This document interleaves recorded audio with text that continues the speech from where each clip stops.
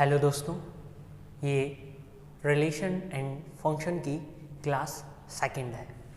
पहली क्लास में हमने सीखा था कि रिलेशन का कॉन्सेप्ट क्या होता है, कॉन्सेप्ट सीख चुके थे। आज की क्लास में हम सीखेंगे कि क्वेश्चन को कैसे सॉल्व करेंगे, रिलेशन के क्वेश्चंस को। क्लियर है? तो आइए क्लास को स्टार्ट करते हैं। यदि आपने पहली क्लास नहीं देखी है तो पहले उसको देख लीजिए, क्योंकि कॉन्सेप्ट वहीं बताया गया था। एक बार मैं आपको बता दूं कि इक्विवेलेंट रिलेशन क्या होता है। इक्विवेलेंट यानी तुल्यता संबंध क्या होता है। तो ऐसा रिलेशन जो रिफ्लेक्सिव हो, सिमेट्रिक हो और ट्रांजिटिव हो, यानी कहने का मतलब है जो समतुल्य हो, सममित हो और संक्रामक हो, ऐसे रिलेशन को इक्विवेलेंट रिलेशन कहते हैं। अब इन तीनों रिलेशन का स्टेटस क्या है? अगर कोई रिलेशन रिफ्लेक्सिव है तो x relation x for every x belongs to A, यानी स्वयं का स्वयं से रिलेशन होना चाहिए। कोई रिलेशन सिमेट्रिक है तो x relation y, if x relation y, यदि x का y से संबंध है तो y का x से रिलेशन होना चाहिए, और x कोमा y दोनों एक सेट मान लिया, उस सेट के लिए बिलोंग कर रहे हैं। यदि x का जो संबंध y से है, y का वही संबंध x के साथ होगा, तो जो संबंध है वो सममित होगा। अब नेक्स्ट ट्रांजिटिव यानी संक्रामक। संक्रामक क्या होता है? If x relation y and y relation z, x का जो संबंध y से है, y का वही संबंध z से है, तो x का वही संबंध z से होना चाहिए, और x y z तीनों बिलोंग करेंगे कहाँ से? वही सेट A से। तो खुद का खुद से संबंध रिफ्लेक्सिव, x का जो संबंध y से, y का वही संबंध अगर x से है तो सिमेट्रिक यानी संबंध सममित, और x का जो संबंध y से, y का वही संबंध z से, और यदि x का वही संबंध अगर z से बन रहा है तो ऐसे रिलेशन को बोलते हैं ट्रांजिटिव। क्लियर? अब इनसे रिलेटेड क्वेश्चन को सॉल्व करते हैं। चलिए देखिए। तो पहला क्वेश्चन आपकी स्क्रीन पर रहा।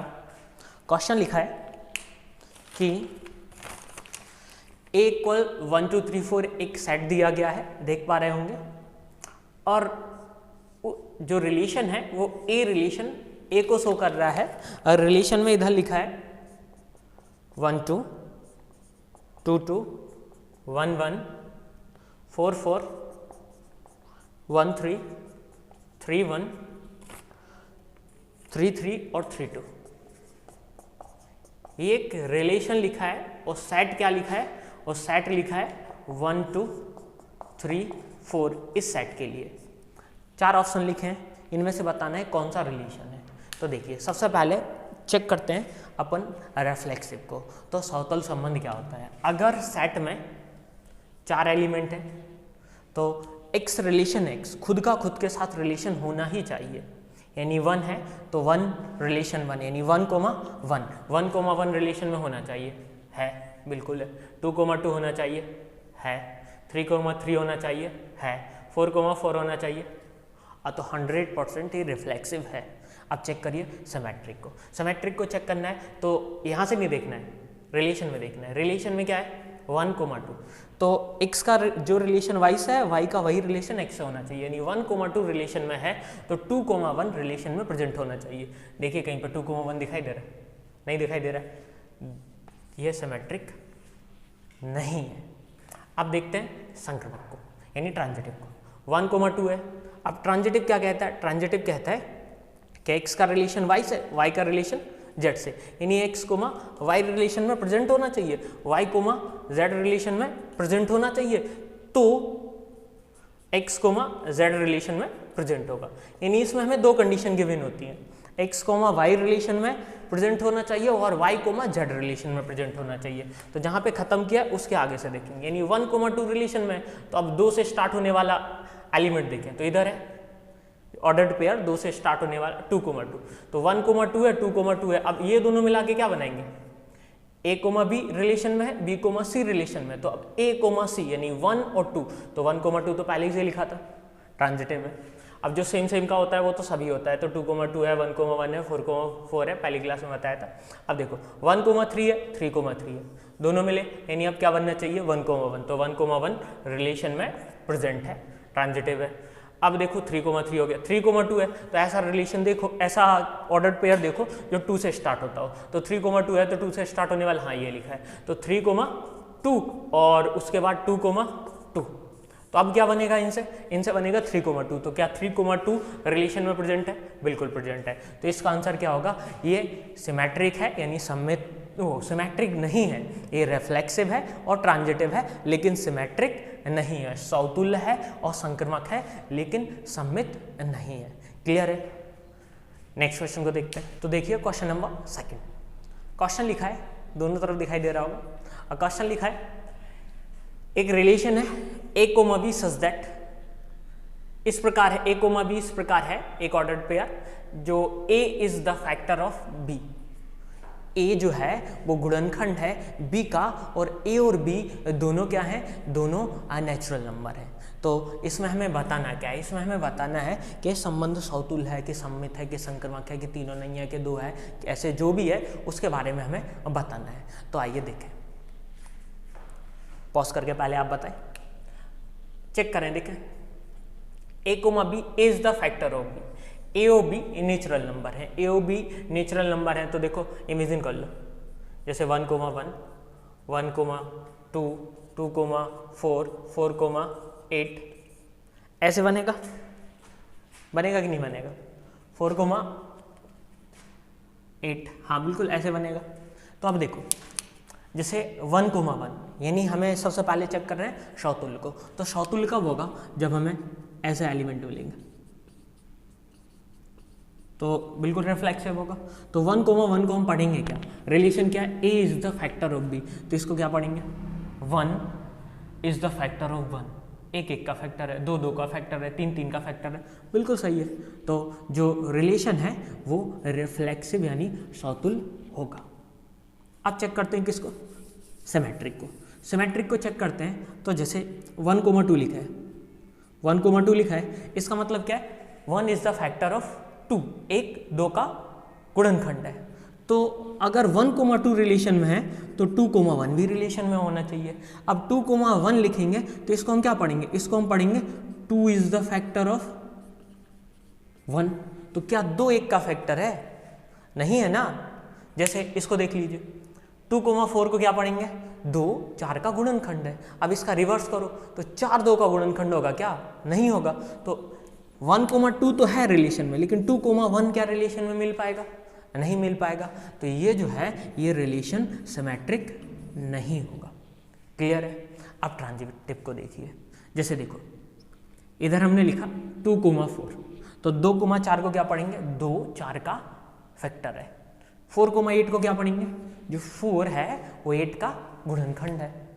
तो अब a, b रिलेशन में प्रेजेंट है, b, c रिलेशन में प्रेजेंट है, और यदि a, c रिलेशन में प्रेजेंट हो गया तो जो रिलेशन है वो ट्रांजिटिव हो जाएगा। तो देखिए 2,4 रिलेशन में प्रेजेंट हो रहा है क्योंकि 2 4 का गुणनखंड है, 4,8 रिलेशन में प्रेजेंट हो रहा है क्योंकि 4 8 का गुणनखंड है। तो क्या 2,8 रिलेशन में प्रेजेंट होगा, यानी इसको हिंदी में क्या पढ़ेंगे कि 2 जो है वो 8 का फैक्टर है कि नहीं है, बिल्कुल है। तो ये रिलेशन जो है रिफ्लेक्सिव है और ट्रांजिटिव है, लेकिन सिमेट्रिक नहीं है। क्लियर हो रहा है? नेक्स्ट क्वेश्चन, ये जो क्वेश्चन है RW यानी रूम वर्क में, इसको खुद से बनाएं और कमेंट करके बताएं। चलिए नेक्स्ट क्वेश्चन देखते हैं। क्वेश्चन लिखा है कि सिद्ध कीजिए कि समतल में स्थित सभी त्रिभुजों के संबंध में कथन सर्वांशम है के द्वारा परिभाषित संबंध एक तुल्यता संबंध है। तो ट्रायंगल के बारे में चर्चा हो रही है। मैंने माना समतल में स्थित सभी त्रिभुजों का समुच्चय क्या है, A है। अब मैथमेटिकली इसको हम कैसे प्रूव करेंगे उसको अच्छे से समझिए, इंपॉर्टेंट रहेगा। सभी इधर जितने भी क्वेश्चन मैंने लिखे हैं सारे क्वेश्चन इंपॉर्टेंट है एग्जाम के पॉइंट ऑफ व्यू से। तो देखें, अब जो रिलेशन क्या है, रिलेशन है सर्वांशम, त्रिभुजों के सर्वांशम होने का रिलेशन। तो सबसे पहले मैं शो करूंगा, मैं जो प्रूव करना है तुल्यता यानी इक्विवेलेंट प्रूव करना है, तो सबसे पहले मैं शो करूंगा समतुल्य को यानी रिफ्लेक्सिव को। तो रिफ्लेक्सिव क्या होता है? X relation x. सीखिए कैसे लिखते हैं। हमने मान लिया है एक्स क्या है? एक त्रिभुज है, यानी एक्स बिलोंग कर रहा है किससे? ए से। ए है त्रिभुजों का समुच्चय। तो x relation x for every x belongs to A. अब ये क्यों होगा? कोई जैसे ट्रायंगल है, ये एक ट्रायंगल है, ये खुद के सर्वांशम होगा कि नहीं होगा? त्रिभुज एबीसी सर्वांशम त्रिभुज एबीसी। कोई भी त्रिभुज खुद के सर्वांशम तो होता ही होता है, तो केवल इसमें हमें दिखाना था। तो इधर क्लियर हुआ कि एक्स रिलेशन एक्स क्यों होगा? एक्स रिलेशन एक्स इस वजह से होगा कि प्रत्येक त्रिभुज स्वयं के सर्वांशम होता है। स्वयं के सर्वांशम, कोई भी त्रिभुज है वो स्वयं के तो सर्वांशम होता ही होता है, तो वो त्रिभुज कैसा होगा? इधर सममित हो, वो समतुल्य होगा।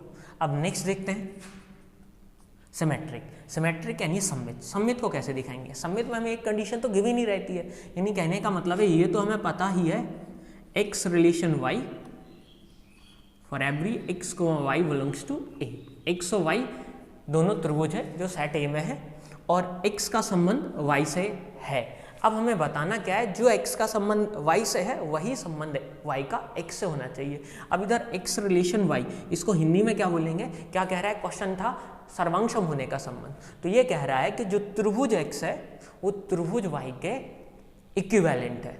त्रिभुज x है जो त्रिभुज y के सर्वांशम है। अब त्रिभुज x त्रिभुज y के सर्वांशम है, तो ये नहीं कह सकते हम कि त्रिभुज y त्रिभुज x के सर्वांशम है। यदि a बराबर b है तो ऑब्वियसली b बराबर a तो होगा ही होगा। तो इधर यही लिख देंगे कि जब त्रिभुज x त्रिभुज y के सर्वांशम है तो त्रिभुज y त्रिभुज x के सर्वांशम होगा। लिख पाएंगे? तो इसको हम दिखा देंगे, y रिलेशन x भी उपलब्ध है x को y belongs to a। Clear है? नेक्स्ट देखते हैं संक्रामक संबंध। तो ट्रांजिटिव रिलेशन क्या होता है? ट्रांजिटिव रिलेशन में दो चीजें गिवन होती हैं। पहला x रिलेशन y है, y रिलेशन z है। x y z तीनों a में बिलोंग कर रहे हैं। x रिलेशन y है, इसको हिंदी में क्या बोलेंगे? यानी त्रिभुज x त्रिभुज y के सर्वांशम है, ये हमको गिवन है। y रिलेशन z त्रिभुज y त्रिभुज z के सर्वांशम है। अब इधर हम लिखेंगे कि जब त्रिभुज x त्रिभुज y के सर्वांशम है, त्रिभुज y त्रिभुज z के सर्वांशम है, तो सीधी सी बात है कि त्रिभुज x त्रिभुज z के सर्वांशम होगा। यदि a बराबर b है, b बराबर c है, तो a बराबर c होगा कि नहीं होगा? होगा। तो यह जो हमने बोला वो इधर लिख देंगे, और तो इससे हमें पता चल जाएगा x रिलेशन z है। अब जब x रिलेशन z है तो इससे हमें पता चल गया कि r इज ट्रांजिटिव। जब इधर जो रिलेशन है वो रिफ्लेक्सिव है, जो रिलेशन है वो सिमेट्रिक है, जो रिलेशन है वो ट्रांजिटिव है। जब तीनों हो गया तो R इज इक्विवेलेंट रिलेशन, यानी जो संबंध R है वो एक तुल्यता संबंध है। समझ आ रहा है? देखिए नेक्स्ट क्वेश्चन। क्वेश्चन कह रहा है कि सिद्ध कीजिए कि समुच्चय A इक्वल 1 2 3 4 5 द्वारा परिभाषित संबंध, एक रिलेशन दिया गया है a, b such that modulus a minus B is even, एक तुल्यता संबंध है। तो देखिए पहले तो इसका मतलब समझ लीजिए। एक रिलेशन लिखा होता है, एक ऑर्डर्ड पेयर लिखा है a, b सच दैट यानी इस प्रकार है कि मॉडुलस a माइनस बी करने पर, a माइनस बी का मापांक करने पर हमें क्या मिल रहा है? एक सम संख्या प्राप्त हो रही है। अब इसको सॉल्व करके दिखाते हैं।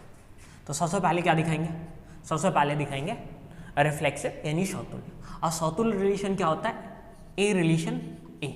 समतुल्य होता है a relation a for every a belongs to, इधर सेट गिवन है तो सीधा सेट a लिख दिया, उधर लिखा होता प्राकृतिक संख्याओं का समुच्चय लिख देते, रियल नंबर लिखा होता r लिख देते। ठीक है। अब a रिलेशन है for every a belongs to a। इसमें क्या दिखाना पड़ता है? स्वयं से रिलेशन दिखाना पड़ता है। इधर क्या है? a और इधर b। तो अब हमें क्या दिखाना पड़ेगा? a, a हमें दिखाना है कि a, a बिलोंग करना चाहिए इस रिलेशन में। यानी बी के जगह भी हमें क्या पुट करना पड़ेगा, ए। तो जो ए कोमा बी डिफाइन था मॉडुलस ए माइनस बी, अब ए का रिलेशन ए से दिखा रहे हैं तो बी के जगह भी हम क्या लिखेंगे, ए। जब बी के जगह हम ए लिखेंगे तो हमें क्या मिलेगा, 0। और 0 क्या है, एक इवन नंबर है, सम संख्या है। और जब सम संख्या है तो इधर लिखा था जो रिलेशन है वो सम संख्या जो भी इधर ऑर्डर्ड पेयर हैं वो सभी सम संख्या बना रहे हैं। तो ये भी ए कोमा ए भी एक क्या बना रहा है, 0 यानी सम संख्या। तो ए कोमा ए किस में बिलोंग करेगा, और रिलेशन में बिलोंग करेगा। क्लियर है। अभी आगे बढ़ते हैं। Number second, symmetric. और सिमेट्रिक क्या कहता है, सिमेट्रिक कहता है कि ए रिलेशन बी, तो क्या होना चाहिए, अभी रिलेशन ए होना चाहिए। अब ए रिलेशन बी के लिए क्या कहता है, ए रिलेशन बी के लिए कहता है कि A comma B belongs to R. A B तो रिलेशन में है, ए बी रिलेशन में कब है, जब modulus A minus B is in even number. A minus B एक असम संख्या है। अब ए माइनस बी एक सम संख्या है तो देखिए, गौर से देखिए, इसमें से अगर मैंने माइनस कॉमन ले लिया, माइनस कॉमन ले लिया तो क्या मिलेगा, अभी माइनस है, अभी माइनस है। अब ये जो मॉडुलस लगा है, मॉडुलस लगे होने के वजह से अभी भी है तो ये सम ही संख्या। अब मॉडुलस लगे होने के वजह से माइनस तो गायब हो गया, तो क्या बचा, अभी माइनस है। तो देखिए जो अपना सेट था वो क्या शो कर रहा था कि दो संख्याओं के अंतर का मापांक क्या होना चाहिए, सम संख्या होना चाहिए, तो वो उस रिलेशन में प्रेजेंट होगा। तो देखिए ये दो संख्याएं, ये उनका मॉडुलस है, क्या है वो, इवन नंबर है। अगर ये इवन नंबर है तो बी कोमा ए प्रेजेंट होगा किसमें, रिलेशन में। जब ए कोमा बी रिलेशन में प्रेजेंट है और बी कोमा ए भी रिलेशन में प्रेजेंट हो गया तो इसको हम क्या कह सकते हैं, इसको हम कह सकते हैं कि आर इज सिमेट्रिक, यानी जो संबंध है वो सममित है। अब आगे देखते हैं किसको, ट्रांजिटिव को। तो transitive third number, transitive relation क्या होता है, ट्रांजिटिव रिलेशन होता है कि ए का रिलेशन बी से हो और बी का रिलेशन सी से हो, तो ए का रिलेशन किससे होना चाहिए, सी से होना चाहिए। अब इस क्वेश्चन में क्या है, इस क्वेश्चन में है कि ए का रिलेशन जब बी से है तो हमें क्या प्राप्त हो रहा है, हमें प्राप्त हो रहा है कि a minus B is even number. यानी इस कंडीशन के लिए हमें क्या मिल रहा है कि मॉडुलस a माइनस बी जो है वो एक सम संख्या है।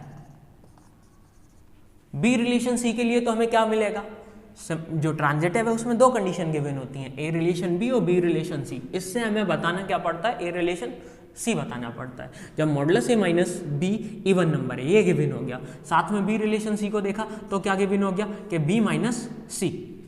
ए बी है तो ए माइनस बी है, जब बी सी होगा तो बी माइनस सी होगा, तो b minus c is an even number. अब देखो a minus b even number है और बी माइनस सी भी इवन नंबर है। जैसे एक 2 है और एक 4 है, अगर हम इन दोनों को ऐड कर दें तो हमें क्या मिलेगा, अभी भी एक सम ही संख्या तो मिलेगी।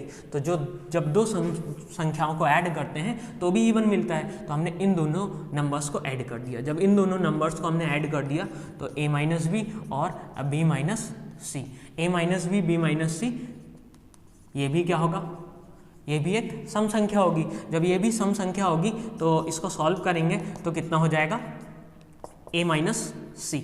अब जब a माइनस सी, अब ये दोनों ऐड करने पे कैसी संख्या थी, सम संख्या थी।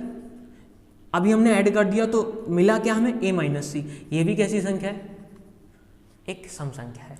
यानी मॉडुलस a माइनस सी भी क्या है, एक सम संख्या है। तो रिलेशन क्या था, रिलेशन यही तो था कि जो इधर आएगा वो सम संख्या होगा तो रिलेशन में आ जाएगा। जब मॉडुलस a माइनस सी एक सम संख्या है तो a का रिलेशन किसके साथ है, c के साथ है। यानी a comma c belongs to R, a comma c belongs to R, यानी R इज ट्रांजिटिव, R एक संक्रमक संबंध है। लास्ट में लिख देंगे अतः संबंध तुल्यता है, क्योंकि यह स्वतुल्य है, सममित है और संक्रमक है। स्क्रीनशॉट ले लीजिए।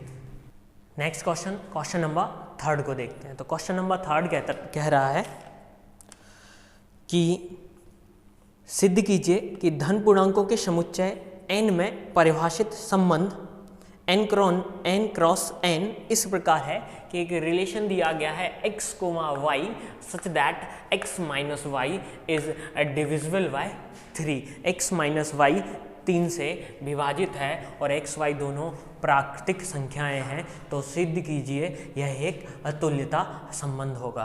तो देखिए सबसे पहले किसको देखते हैं, सबसे पहले देखते हैं सौतुल्य संबंध को।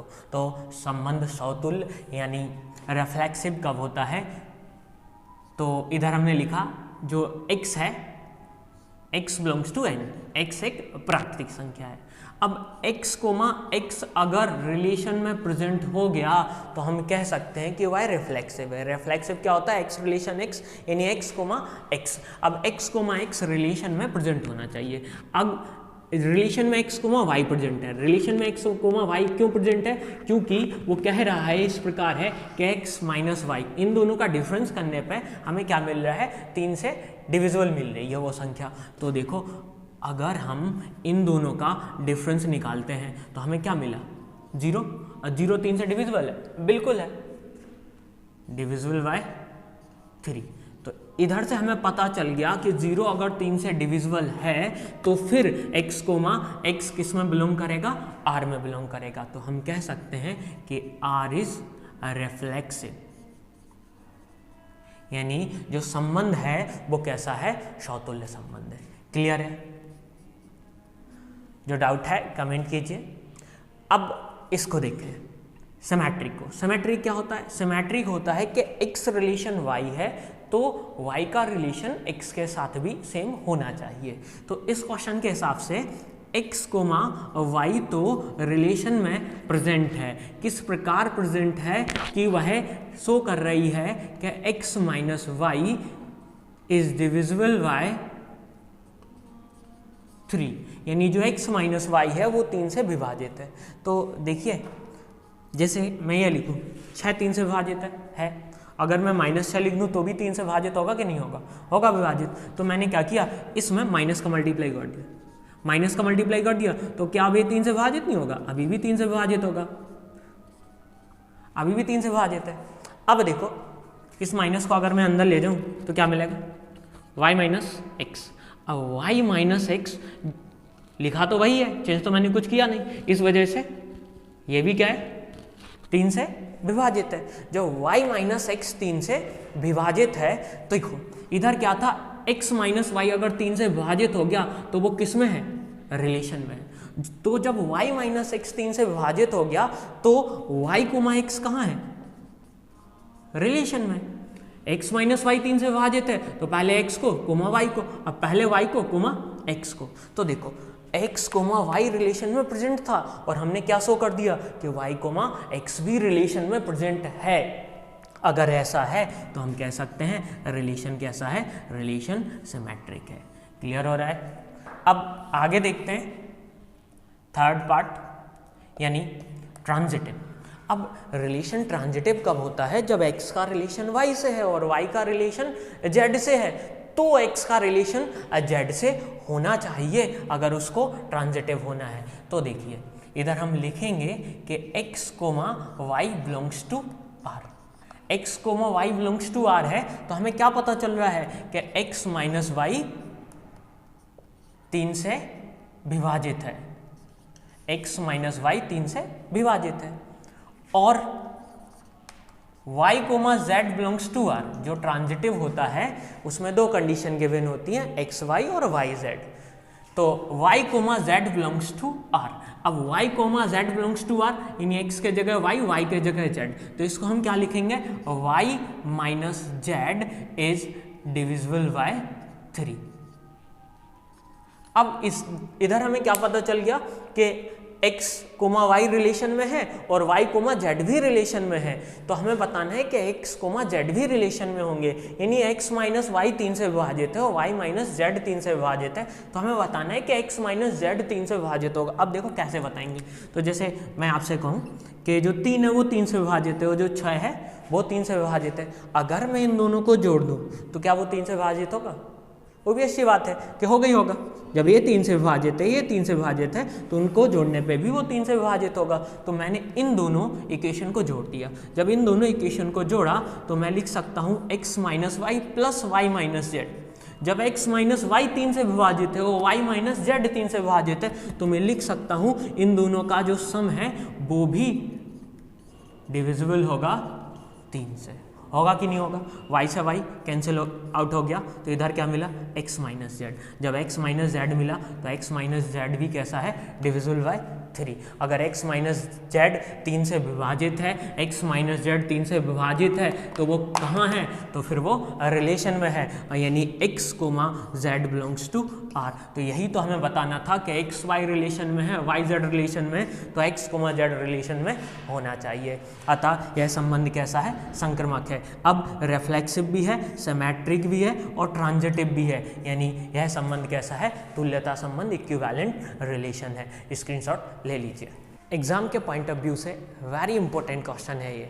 तो देखें, क्वेश्चन कह रहा है कि माना n सभी प्राकृतिक संख्याओं का समुच्चय और संबंध r n क्रॉस n पर इस प्रकार परिभाषित है कि a comma b relation c comma d इस प्रकार है कि AD इक्वल टू BC।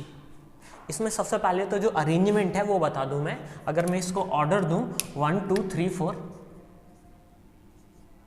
तो इसमें अरेंजमेंट कैसे किया गया है? A के साथ D लिखा गया है, यानी 1 4 का अरेंज किया गया है और 2 3 को अरेंज किया गया है। 1 4 किसके इक्वल लिखा गया है? 2 3 के। अभी अपन क्वेश्चन को स्टार्ट करते हैं। सबसे पहले क्या देखते हैं? सबसे पहले देखते हैं रिफ्लेक्सिव सौतुल। सौतुल संबंध क्या होता है? x relation x। एक एक चीज आपको बिल्कुल दिमाग के अंदर तक पहुंच जाएगी, बस फोकस करते रहिए। अब x relation x relation x होता है, तो इसमें x का मतलब किससे है? a कोमा b से है। x का मतलब किससे? a कोमा b से है, अकेले a से नहीं है, क्योंकि रिलेशन के इस तरफ x, रिलेशन के उस तरफ y। जैसे लिखते हैं ना x रिलेशन y, तो इधर क्या लिखा है? इधर अब 2 वैल्यू लिखे हैं, तो a कोमा b। x का मतलब a कोमा b से, y का मतलब c कोमा d से। तो हमें दिखाना है सौतुल। तो सौतुल में तो हम क्या दिखाते हैं?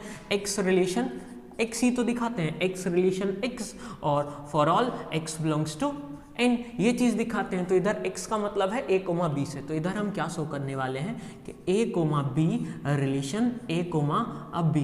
a comma b relation a comma b कब होगा? तो देखो ये क्या लिख रहा है कि a comma b relation c comma d कब होगा? जब AD इक्वल BC होगा। तो a comma b relation a comma b कब होगा? जो हमने नंबरिंग की थी 1 2 3 4, कैसे अरेंज किया था? 1 को 4 के साथ, तो 1 यानी A, 4 यानी B। तो कैसे अरेंज करेंगे? AB। क्लियर है? अब उसके बाद कैसे अरेंज किया था? 2 3, तो 2 यानी B और 3 यानी A। तो हमें क्या मिला? AB इक्वल B है। अगर AB इक्वल B है तो फिर A comma B relation A comma B है। तो बताइए AB इक्वल B है? अब बिल्कुल है, सेम ही सेम तो लिखा है, 2 बराबर 2। अगर ये इक्वल है तो a comma b relation a comma b है, जिससे हमको पता चलता है r इज रिफ्लेक्सिव, यानी जो संबंध है वो कैसा है? सौतुल्य है। क्लियर है? अब देखते हैं सममित को। तो सममित क्या कहता है? सममित कहता है कि x रिलेशन y हो तो y रिलेशन x होना चाहिए। x कोमा y दोनों सेट में बिलोंग करने चाहिए। अब देखो x रिलेशन y हो तो y रिलेशन x। इधर x का मतलब किससे है? a कोमा b से। तो a comma b relation c comma d। अब a कोमा b का रिलेशन c कोमा d के साथ है, तो हमें क्या शो करना है कि c कोमा d का रिलेशन जो है वो a कोमा b के साथ होगा। तो पहले तो जो हमें गिवन है कि a कोमा b का रिलेशन c कोमा d के साथ कब है? a कोमा b का रिलेशन c कोमा d के साथ तो तब है जब AD बराबर क्या है? जब AD बराबर BC है। तो जब AD बराबर BC है, तो अब देखो हम इसमें क्या करने वाले हैं। अगर AD BC के बराबर है तो हम ऐसे नहीं लिख सकते कि BC AD के बराबर है। बताओ, लिख सकते हैं? लिख दिया, चलो ठीक है। अब हमें अरेंज कैसे करना है? हमें तो अरेंज करना है। अब उसको आप पहले से ऐसे सोच सकते हैं कि C कोमा D रिलेशन हमें A कोमा B बताना है। तो अरेंज करके देखिए, अरेंज करने पे हमें क्या मिलेगा, हमें मिलना चाहिए 1 4, यानी हमें किसकी ज़रूरत है, CB, और CB किसके बराबर होना चाहिए, DA के बराबर होने चाहिए। 1 4 इक्वल 2 3, और 1 4 यानी CB और 2 3 यानी इधर होगा DA, तो CB बराबर चाहिए। इधर BC लिखा है तो BC को क्या हम CB नहीं लिख सकते, लिख सकते हैं। AD को क्या DA नहीं लिख सकते, लिख सकते हैं। तो जब CB बराबर DA है, तो जब CB बराबर DA है तो हम कह सकते हैं कि C, D का रिलेशन किसके साथ है, A, B के साथ है। क्लियर हो रहा है। इधर क्या था, A, B का रिलेशन C, D के साथ था, कब था, जब AD इक्वल BC था, तो हमने BC इक्वल AD लिख दिया। अब इधर से हमने पता कर लिया कि हमें चाहिए क्या है, C, D का रिलेशन A, B के साथ कब होगा, जब CB बराबर DA होगा। तो BC बराबर DA है या CB बराबर D है, तो उसको दिखाया। उसके बाद फिर इसको लिखा है कि C, D का रिलेशन भी A, B के साथ होगा। जब X रिलेशन Y है और Y रिलेशन X है, तो हम कह सकते हैं कि R इज सिमेट्रिक, यानी जो रिलेशन है वो सममित संबंध है। क्लियर हो रहा है। अब लास्ट देखते हैं अट्रांजिटिव को। तो रिलेशन ट्रांजिटिव, तो देखो अब ये क्या होता है, X का रिलेशन Y से होना चाहिए, Y और Y का रिलेशन Z से। इसमें दो कंडीशन गिवन होती हैं, तो हमें बताना पड़ता है कि X का रिलेशन किससे होना चाहिए, Z से। तो क्वेश्चन में क्या लिखा है, क्वेश्चन में लिखा है A, B का रिलेशन C, D के साथ है, ये हमको गिवन हो गया। और तो AD बराबर क्या है, BC है। अब X मतलब AB, Y मतलब CD। अब Y मतलब क्या है, CD, तो Y का रिलेशन Z के साथ, यानी CD का रिलेशन किसके साथ। अब इधर X है, Y है, तो X, Y के बाद क्या आता है, Z। अब AB हो गया, CD हो गया, तो ऑर्डर में आगे क्या आएगा, EF। क्लियर है। तो CD का रिलेशन EF के साथ हम कैसे शो करेंगे, तो वही है कि 1 4 2 3। तो 1 4 यानी 1 4 यानी AF और 2 3 यानी DE। बिल्कुल क्लियर हो रहा होगा, बिल्कुल अच्छे से सब होशियार है। अब देखो ये जो दो इक्वेशन है, इन दोनों इक्वेशन का हमने क्या किया, सॉरी इधर AF नहीं लिखेंगे, क्या लिखेंगे, इधर लिखेंगे CF इक्वल D। तो इन दोनों इक्वेशन को हमने क्या किया, दोनों इक्वेशन का मल्टीप्लाई कर दिया। तो पहली इक्वेशन लिखी है AD और मल्टीप्लाई किया तो CF, इक्वल में लिखा है BC और इधर D। ठीक है। तो अब देखो इधर जो कैंसिल आउट हो गया उसको कैंसिल आउट कर दें, D से D हो गया और C से C हो गया, तो क्या मिला, AF equal B, AF equal BE। तो हमें बताना क्या था, AB का रिलेशन CD के साथ है और CD का रिलेशन EF के साथ है। तो हमें बताना था कि जो AB है इसका रिलेशन किसके साथ होना चाहिए, AB का रिलेशन EF के साथ होना चाहिए। तो देखो अगर 1 2 3 4, तो हम क्या अरेंज करेंगे, 1 4, तो देखो ये क्या लिखा है AF। तो यानी हमें बताना क्या था कि AF बराबर क्या होना चाहिए, B। तो वो तो हम बता ही चुके हैं कि AF बराबर B। तो जब AF बराबर B है तो हम कह सकते हैं कि AB का रिलेशन EF के साथ है। तो अब हम कह सकते हैं कि जो रिलेशन है वो कैसा है, वो ट्रांजिटिव है। संबंध समतुल्य भी है, संबंध सममित भी है और संबंध संक्रामक भी है, यानी रिफ्लेक्सिव, सिमेट्रिक और ट्रांजिटिव तीनों है। तो यह संबंध कैसा हुआ, तुल्यता संबंध है। बिल्कुल इंपॉर्टेंट क्वेश्चन है, अच्छे से एक बार फिर से देख लीजिए। जो समझ नहीं आया है वीडियो को फिर से देखें और पूरा समझ आ जाएगा आपको। और वीडियो अच्छी लगी हो तो इसको लाइक करें, चैनल को सब्सक्राइब करें और इस वीडियो को ज़्यादा से ज़्यादा शेयर करें। Thank you.